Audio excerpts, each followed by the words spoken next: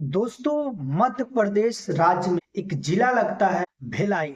दोस्तों भिलाई में एक छोटा सा गांव होता है जहां की एक लड़की का नाम होता है मीरा, जो बेहद खूबसूरत, बेहद लाजवाब, बहुत ही ज्यादा सुंदर थी। दोस्तों उसको जो भी देखता था वो दीवाना हो जाता था उसका और निहारता ही रहता था। दोस्तों एक दिन मीरा जो है किसी रिश्तेदारी में अकेले ही जा रही थी और एक छोटा सा रेलवे स्टेशन उसके गांव से थोड़ा दूर पे था। वो ट्रेन से ही, लोकल ट्रेन से ही उस रिश्तेदारी में जा रही थी, तो वहां पर जो है ट्रेन का इंतजार कर रही थी। दोस्तों जब वो ट्रेन का इंतजार कर रही थी तो एक युवक जो है जिसकी उम्र करीबन 22 साल थी, और वो लड़का जो है उसको बार बार देखता था, निहारता। दोस्तों उसका नाम मयंक होता है और मयंक जो है मीरा को बहुत ही देर से निहार रहा था। मानो कि उसकी पलक जो है उसके नजर से हटती ही नहीं थी। दोस्तों बार बार देखता था, कभी कभार तो मेरा भी उसे देख लेती थी लेकिन इग्नोर करती जा रही थी। दोस्तों कभी मीरा इधर जा रही थी, कभी उधर जा रही थी, और लड़का भी इधर से उधर जो है उसे देखता ही रहा। दोस्तों आपको पता होगा रेलवे स्टेशन पर बेंच बने होते हैं और उसी बेंच पे जो है मीरा जाकर थोड़ी दूर पे बैठ जाती है और अपनी ट्रेन का इंतजार करने लगती है। तभी जो है वो मैक जो लड़का होता है वो भी वहां आकर बैठ जाता है और कहता है कि मैं किसी को देख रहा हूं लेकिन ना जाने वो क्यों मुझे नहीं देख रहे हैं, ऐसा क्या हो गया मेरे साथ। दोस्तों अपने मोबाइल से ऐसे ही बातें कर रहा था, तभी मीरा जो है बोल पड़ती है। कहती है कि मैं ऐसे लोगों को देखना पसंद ही नहीं करती हूँ जो कि हमेशा देखते ही रहें, आवारा गर्दी करें। दोस्तों सीधे बोल देती है। लेकिन मयंक जो कहता है कि मैं उस टाइप का लड़का नहीं हूं जो तुम समझ रही हो। दोस्तों मीरा और मयंक जो है आपस में बातें करने लगते हैं। मयंक जो है मीरा से पूछता है आपका नाम क्या है। मीरा गुस्से में कहती है आपसे मतलब क्या है, बताइए आपसे मतलब क्या है। मैं कहता है कि आप गुस्से में बहुत ही ज्यादा प्यारी लग रही हो। मीरा कहती है देखिए आप ढेर बातें मत कीजिए, हम अनजान लोगों से मुंह नहीं लगते, और आप चुप रहिए और जाइए, यहाँ से चले जाइए तो ही अच्छा होगा। दोस्तों मैं कहता अरे इतना भी नाराज मत हो भाई, मैं चला जाऊंगा। देखो एक बात मुझे बताओ, अगर कोई चीज अगर मुझे अच्छी लग रही है, अगर मैं उस चीज को पाना चाहता हूं तो क्या गलत है। मीरा कहती है ये गलत है या सही है मुझे नहीं पता है, तुम यहां से चले जाओ। दोस्तों मैं कहता है अच्छा चलो, कुछ नहीं, बस इंसानियत के नाते ये बताओ आप कहाँ जा रही हो।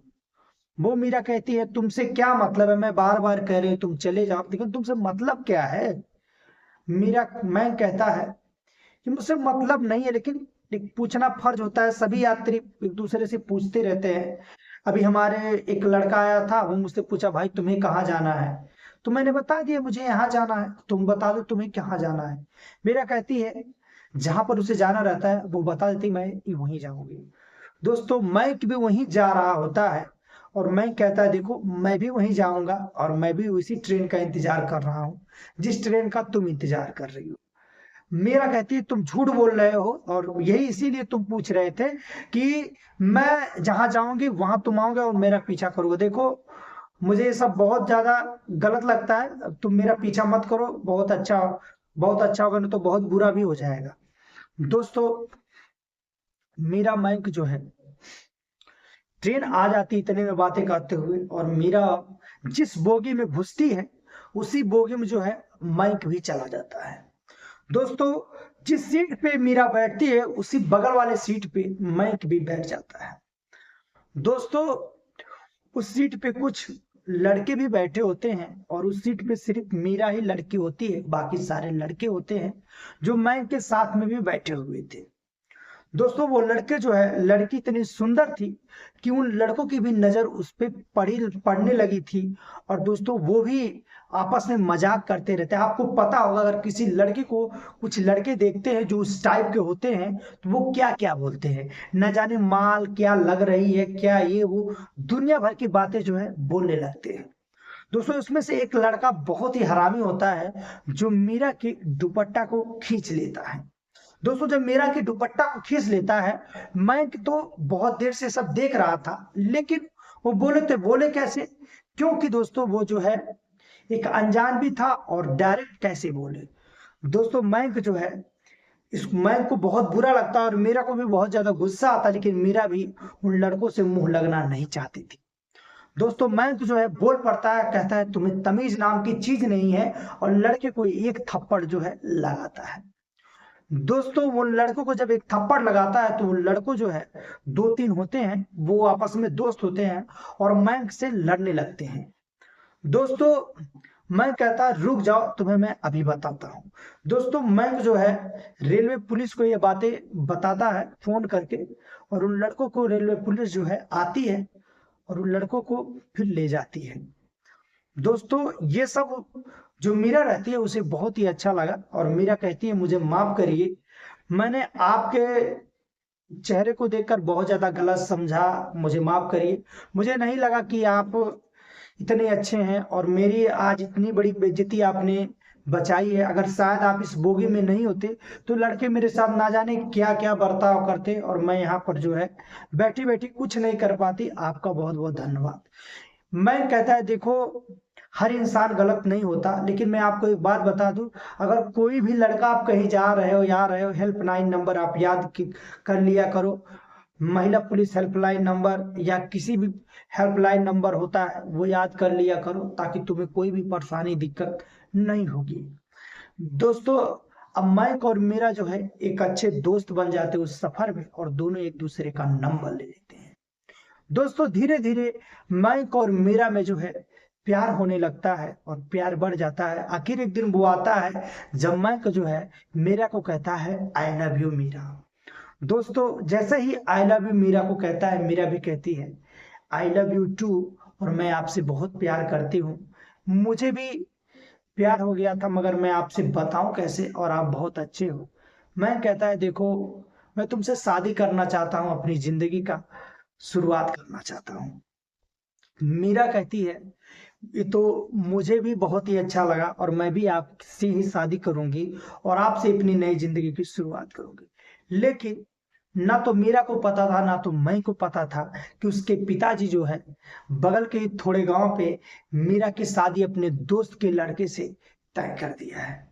दोस्तों जब वो लड़का जो होता है मीरा को देखने के लिए आता है, जिसे शादी फिक्स हुई रहती है, तो दोस्तों मीरा को जब यह पता चलता है कि मुझे लड़का देखने आता है तो उसे बहुत ज्यादा घबराहट होता है। और दोस्तों मीरा के पिता जो है कहते हैं मीरा से कि देखो मैंने तुम्हारी शादी फिक्स कर दिया, और तुम हाँ के अलावा ना मत बोलना, क्योंकि बहुत अच्छा रिश्ता है और अच्छा घर खानदान है, और जिसके घर मैं शादी कर रहा हूँ वो मेरे दोस्त का ही लड़का है। दोस्तों मीरा का जो है शादी जो है फिक्स हो जाता है और मीरा कुछ भी नहीं कर पाती है। और दोस्तों उन दोनों का जो है शादी जब हो जाता है तो मीरा जो है अपने ससुराल जाती है, और जब ससुराल जाती है तो दोस्तों उसका सुहाग रात का दिन होता है।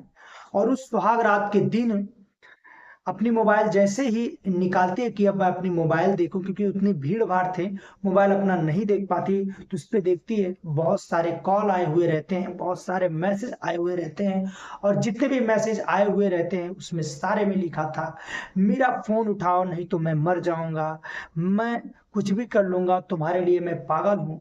तभी दोस्तों इतने में ही फोन आ जाता है, और मैक जो है मीरा के पास कहता है फोन करके कि देखो मीरा, अगर तुम जो है जिससे तुम्हारी शादी हुई है अगर अपनी शरीर अगर तुम छुआई या तुम उसके साथ रही तो मैं अपनी जान दे दूंगा। दोस्तों क्योंकि मैंक जो है मीरा से बहुत ज्यादा प्यार करता था और मीरा भी मैंक से बहुत ज्यादा प्यार करती थी। मीरा जो है मैंक को समझाने की कोशिश करती है, लेकिन मैंक जो है नहीं मानता इस बात को। आखिरकार मीरा को भी दोस्तों बहुत ज्यादा प्रेम था, इसीलिए मीरा को भी घबराहट होने लगता है, टेंशन होने लगता है कि मैंक मेरा कैसा है कैसा नहीं है। दोस्तों मीरा का पति जो है जैसे ही आता है, मीरा जो है बेड पर से नीचे चली जाती है अपनी तकिया लेकर और सो जाती है। दोस्तों वो पति जो है कहता है अरे आप तो ऐसा क्या बात है कि आप नीचे सो रही हो? आज हमारा सुहाग रात है, आज हमारा स्पेशल दिन है, तो आप ऐसे सो रही हो, क्या बात है? वो कहती है कि ऐसी कोई बात नहीं है, लेकिन बस आज रात आप कुछ भी कर लो, लेकिन मेरी लाश को जो है मेरे घर पहुंचवा देना मायके। दोस्तों, जब इतनी बात वो पति सुनता है मीरा का, तो वो हक्का बक्का रह जाता है और कहता है, अरे आखिर बात क्या है? दोस्तों, मीरा जो है सारी बातें जो है अपने पति को बताती है, और पति को जब जैसे बताती है, पति को भी हाँ समझ में आता है कि प्यार क्या चीज होता है। लेकिन वो कहता है, देखो अब तो तुम्हारी शादी भी हो गई है, अगर शायद यही बात तुमने जिस दिन शादी हमारी फिक्स हो रही थी तुम बताया होता, तो आज जो है ऐसा घटना नहीं होता। दोस्तों, मीरा जो है अपने पति को जब सारी बात बताती है, तो उसका पति भी सारी चीजें जो है कहता है, देखो हम तुम्हारी शादी जो है बैंक से करवा देंगे, लेकिन एक बात बताओ, हमारी समाज में बेइज्जती होगी, तुम्हारी भी बेइज्जती होगी, तो बताओ क्या होगा? पति जो उसका होता है मीरा को बहुत ज्यादा बातें समझाता है, मीरा समझ जाती है और कहता है, देखो अगर तुम्हें दिक्कत है, परेशानी है, तो लाओ मैं मंक से बात करता हूँ और मैं उसको समझाता हूँ, हो सकता हो मेरी बात वो समझ ले। मीरा कहती है, देखो वो गुस्सा हो जाएगा और मैं क्या बताऊं क्या होगा, नहीं आप बात ही मत करो तो ही अच्छा होगा। लेकिन कहता है, नहीं लाओ मैं मैक से बात करता हूँ, भले ही आज हमारी सुहाग रात ना मने, लेकिन मैं समझाने की कोशिश करूँ। दोस्तों, मैं के पास जो है फोन लगाता है मीरा का पति और सारी बातें समझाता है। मैक जो है समझ जाता है, क्योंकि दोस्तों एक बात आप लोग को मैं बता दूं, जब जो है मीरा की और शादी हो गई, तो आखिर अगर मैक मर जाएगा तो अपनी जिंदगी बर्बाद करेगा, इधर मीरा अगर को कुछ होगा मीरा को जिंदगी बर्बाद करेगी। दोस्तों, एक पति का धर्म होता है अपनी पत्नी को समझाना। अगर पत्नी गलत रास्ते पे जा रही है तो एक धर्म होता है पति का समझाना, और पत्नी का भी एक धर्म होता है, चाहे वो गलत करे चाहे वो बुरा करो, अपने पति से बताना। दोस्तों, उम्मीद करते हैं ये वीडियो जो है, ये कहानी जो है आप सभी को बेहद पसंद आया होगा। अगर थोड़ा बहुत पसंद आया होगा तो चैनल को सब्सक्राइब करके वीडियो को लाइक और शेयर कीजिए।